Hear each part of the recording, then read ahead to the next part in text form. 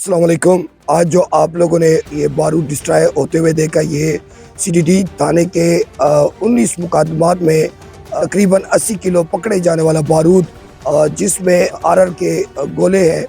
اور اس میں R P جی اور آئی ای ڈی اور اینٹی ٹینک مائنز اور گرنیٹ وغیرہ، electric detonator, not electric detonator, remote receiver وغیرہ شامل ہے، جو عدالت کے حکم سے آج ہم نے اس کو ڈسٹرائے کر دی۔